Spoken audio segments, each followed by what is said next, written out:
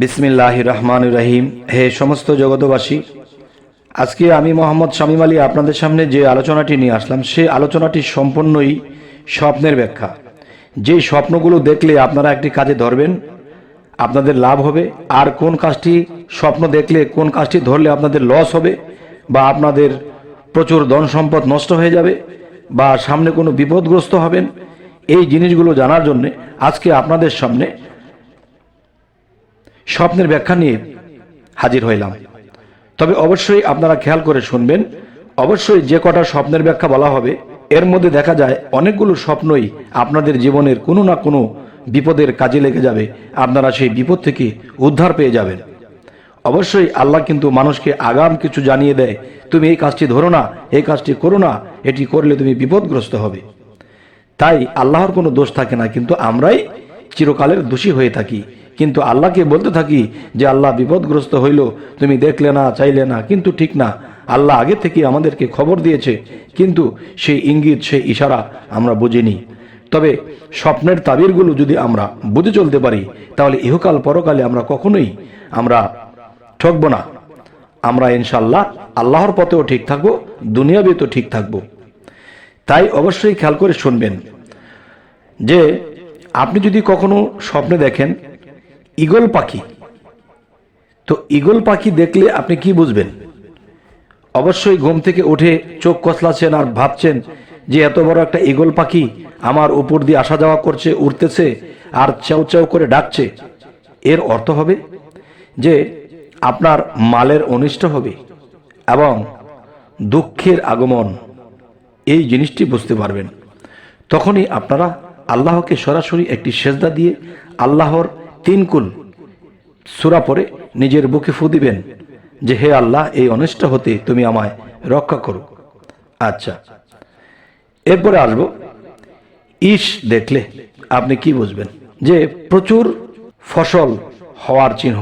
যে আপনি যদি গৃহস্থ কোনো লোক হন, তবে আপনার প্রচুর ফলাফল হবে, ভালো হবে।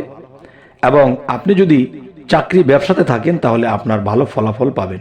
আচ্ছা, এরপরে আরেকটি বিষয় হলো ঈদের নামাজে রত দেখলে আপনি কি বুঝবেন? দেখা গেছে মানুষ যখন ঈদগার মাঠে নামাজ পড়ে, তখন সবাই যখন সেজদারত হয়ে আছে বা রুকুরত হয়ে আছে, এই অবস্থা আপনি যদি স্বপ্নে দেখেন, তাহলে আপনার জীবনে কি হবে? এটার ব্যাখ্যা হবে যে নিরানন্দ দূর হবে এবং স্বাস্থ্য উন্নতির লক্ষণ। সুবহানাল্লাহ, আলহামদুলিল্লাহ। আল্লাহ যেন আমাদেরকে ভালো ভালো কিছু দেখায় এবং ভালো ভালো কিছু বুঝে যেন চলতে পারি, এবং বিপদ যদি দেখায় আর বিপদকে দেখে যেন আমরা বিপদকে এড়িয়ে চলতে পারি। আল্লাহ আমাদেরকে সে তৌফিক দান করুন। তবে আরও কিছু বিষয় হলো, ইমানের সাথে মৃত্যু হতে দেখলে আপনি কি বুঝবেন? যে কোনো মানুষ বা আপনি নিজে, অনেক মানুষে কিন্তু স্বপ্নে দেখে সে মৃত্যুবরণ করেছে, সে মারা গেছে, এরকম কিছু দেখে। আবার কেউ কেউ দেখে অন্য কেউ মারা যাচ্ছে। তাহলে ইমানের সাথে মৃত্যু হতে দেখলে আপনি কি বুঝবেন? অবশ্যই এটা বুঝবেন যে ধর্মের উন্নতি, আশা ও দীর্ঘ আয়ু হওয়ার লক্ষণ। সুবহানাল্লাহ, আলহামদুলিল্লাহ। আচ্ছা, এবার আসবো ঈসা আলাইহিস সালাম এর বাদশাহী নেয়ার দেখলে আপনি কি বুঝবেন? ঈসা আলাইহিস সালাম এর বাদশাহী নেওয়ার দেখলে বা নেওয়া দেখলে কি বুঝবেন? যে এটার ব্যাখ্যা হবে আরামে থাকবে, কিন্তু বন্ধু হতে ভয়ের আশঙ্কা থাকবে।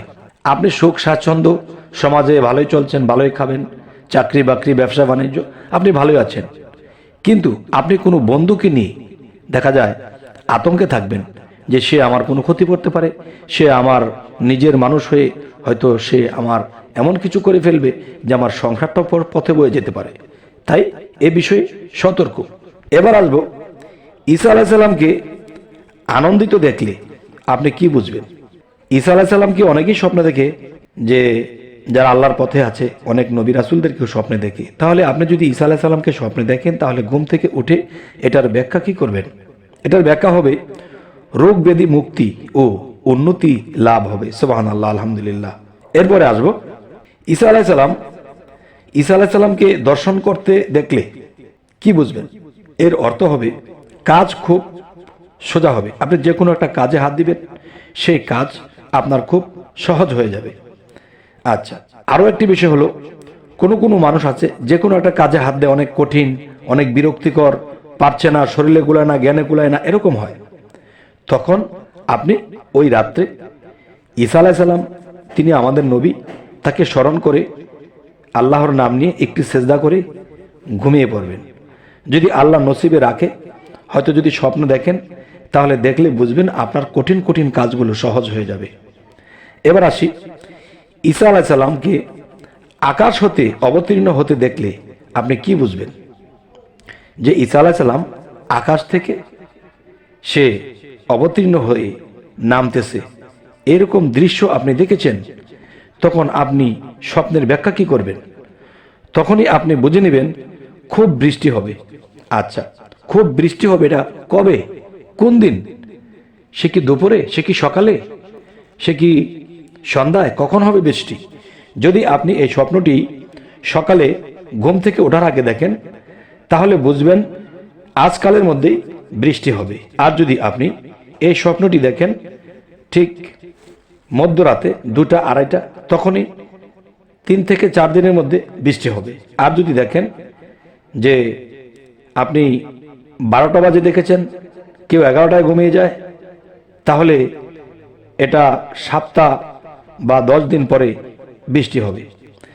আচ্ছা, এবার আরো কিছু বিষয় আমাদের জানা দরকার। সেটি হলো, দেখুন, অনেক অবিবাহিত আছে, বিবাহ করবে, এবং দেখা গেছে অনেকের স্ত্রী মারা গেছে, এখন সে বিবাহ করবে। তো স্ত্রী মারা গেছে, এখন তার বিবাহ করার প্রয়োজন। এখন দেখা গেছে আগের স্ত্রী যেমনই ছিল, এখনকার স্ত্রী যদি দুষ্ট হয়, খারাপ হয়, সেটা কি করে বুঝবেন? যদি আপনি স্বপ্নে দেখেন যে ইঁদুর আপনার ঘরে এটা সেটা কাটাকাটি করছে, এটা সেটা করতেছে, তখনই আপনি বুঝবেন আপনি একটা দুষ্ট স্ত্রী লাভ করবেন। নাউজুবিল্লাহ, নাউজুবিল্লাহ। তাহলে আমরা এরকম স্বপ্ন দেখলে অবশ্যই সতর্ক হব, কারণ একদিনের আনন্দ, একদিনের বিবাহ সারা জীবনের যন্ত্রণা বয়ে আনতে পারবো না, তাই আমরা বুঝে চলব। এবার আসি, ইঁদুর কর্তৃক বৃক্ষ শাখা কাটতে দেখলে আপনি কি বুঝবেন? এটাই বুঝবেন আয়ু শেষ ও জীবনের অন্তিম লক্ষণ। তখনই বুঝে নেবেন যে আপনার ঘর কোনটা, আপনার দেহঘর। আপনার দেহঘরের মধ্যে কোনো অঙ্গ প্রত্যঙ্গ নষ্ট হতে পারে, বা আপনি যে কোনো রোগে ভুগে মারা যেতে পারেন। তখনই এরকম কিছু দেখলে, তখন কিন্তু আপনার মৃত্যুর খবরটা আপনি পেয়ে গেলেন। কিন্তু আল্লাহর কাছে সাহায্য চাওয়ার আছে।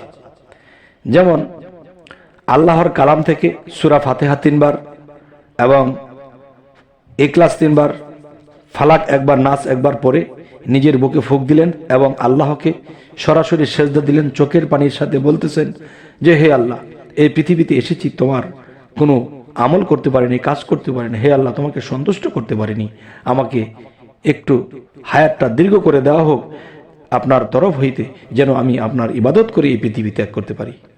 যদি আল্লাহ চোখের পানি দেখে, আপনার আকুতি মিনতি দেখে যদি আল্লাহর ভালো লাগে, হয়তো কিছুদিনের হায়াত আপনি পেয়ে যেতে পারেন। তখন কি হবে? তখন আর কোনো দিকে পিছন তাকাবেন না, আল্লাহর ইবাদতে থাকবেন, সৎ থাকবেন, মানব সেবা করবেন। ইনশাআল্লাহ আল্লাহ নিষ্পাপ বানিয়ে আপনাকে এই পৃথিবী থেকে নিয়ে যাবে। আল্লাহর এই সূরার বলে, আপনার আকুতি মিনতির বলে, আপনার সিজদার বলে। আচ্ছা, এখন যে কথাটি বলবো, আপনি যদি কখনো ইয়াসিন সূরা পড়তে স্বপ্নে দেখতেছেন যে আপনি ইয়াসিন সূরা পাঠ করতেছেন, তাহলে আপনি স্বপ্নের ব্যাখ্যাটি কি করবেন? এই ব্যাখ্যাটি খুব সুন্দর।